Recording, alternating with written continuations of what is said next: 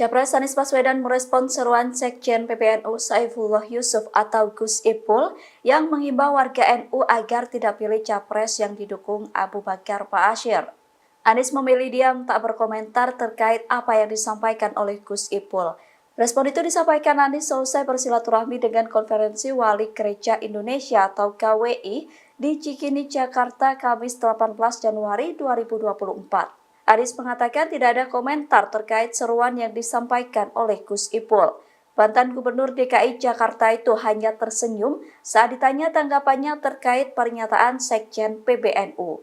Adapun Gus Ipul meminta agar seluruh warga NU menggunakan hak pilih dengan sebaik-baiknya. Ia menyerukan kaum Nahdliyin untuk tidak memilih calon presiden yang didukung oleh Abu Bakar Ba'asyir dan Amin Rais. Menurut Gus Ipul, Abu Bakar Ba'asyir berseberangan dengan NU sehingga harus dihindari. Sementara itu sebelumnya Abu Bakar Ba'asyir sendiri mendeklarasikan mendukung pasangan calon nomor urut 1 Anies Muhaimin. Download Tribun X sekarang, menghadirkan lokal menjadi Indonesia.